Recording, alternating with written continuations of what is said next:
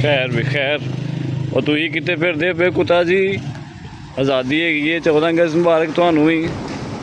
चलो निकल जाओ निके निके हो गए तुम घर तुर जाओ हुण और जी रात का 1 बजे ड्यूटी तो वापसी तो वेखो जा रहे हैं तो हले तक दुकाना लगी हैं आज़ादी वाली आवाम सुती है आज़ादी मनाई जा रही है कोई बंदा बशर नहीं आज़ादी की है। लो भी 14 अगस्त मुबारक भी तुहानू सारिਆਂ ਨੂੰ ਤੁਸੀਂ इस टाइम भी जागण डे अल्हम्दुलिल्लाह पता ना ठीक की हो गया है कौन सुता है अकरम सुता है नहीं अफजल सुता है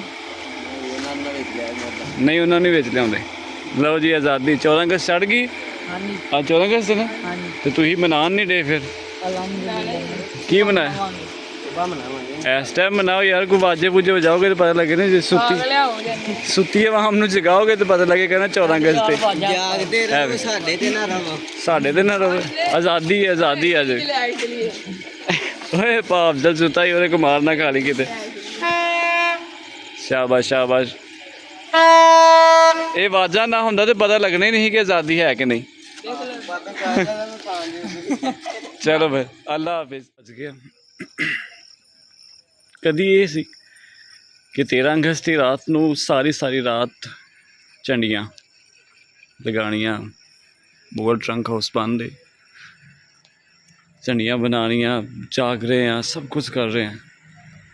आटा घोलिया जा रहा है कुछ किया जा रहा है हाँ लेकिन ये हालात हुण हो गए ने वो बच्चे जिहड़े सारी रात आटे नाल झंडियाँ लाते सन उन्होंने घर के आटे पूरे करने वास्ते मेहनत मजदूरियाँ कर रहे हैं मुशक्कत कर रहे हैं वो आज़ादी का जोश जज्बा तकरीबन ख़त्म होता जा रहा है जिहड़ा कदे अज तो 5 या 10 साल पहला होंदा सी अपने पूरे जिसम से बैज लगा के बाहर निकलना वाजे तो हूँ उदो वाजे नहीं सन ना असल तो वाजिया ने हूँ काम खराब किया ये वाजे सगा के रखते हैं। खैर असी तो दुआ ही कर सकते हैं कि अल्लाह ताला इस मुल्क की हिफाजत करे जो हाल का किया जा रहा आने वाला वक्त बहुत मुश्किल नज़र आ रहा है जी थोड़ी बहुत आज़ादी बनाई जा रही है भी खत बच्चों को पता ही नहीं यह है कि ये 14 अगस्त की अहमियत की है बस वाजा रह लो तो और कुछ नहीं लेकिन इंशाअल्लाह एक उस्ताद एक टीचर होने के नाते साड़ा फर्ज है कि असी अपने आने वाली जनरेशन को दसीए कि मुल्क पाकिस्तान सानू बड़ी मुश्किलों के बाद मिले इसकी हिफाजत करना ये रखवाली करना सफाई सुथराई का ख्याल रखना ये साड़ी जिम्मेदारी सानू ऐसा शहरी बनना है कि असी दूसरिया कौमां वास्ते दूसरे मुल्कों वास्ते मिसाल बन जाइए बस यही अज का पैगाम है खुदा करे मेरी अर्ज़ पाक पे उतरे वो फसल गुल जिससे अंदेशा है ज़वाल ना हो ठीक है फिरो कोई परवाह ही नहीं घर भी जाना रात हो गई उतों पता ही नहीं कोई पर फूड किलर फैमिली रेस्टोरेंट हले तक खुले बंद हो रहा बस बाकी अंधेरा मैं अपने घर की तरफ रवा दवा ये वीडियो सुबह अपलोड करांगे निहार मुँह उठते हैं सारी वीडियो अपलोड की जाएगी पैदल जा रहे हैं क्योंकि बाइक मामू मेरे लाहौरों आ रहे हैं तो उन्हें कहा कि यार मैनू बाइक दे दो मैं कहा चलो तुसी रख लो बाइक मैं पैदल तुर चल गर्मी की शिद्दत है हले लेकिन चलो बर्दाश्त कर लेने आजकल की आज़ादी एक वाजा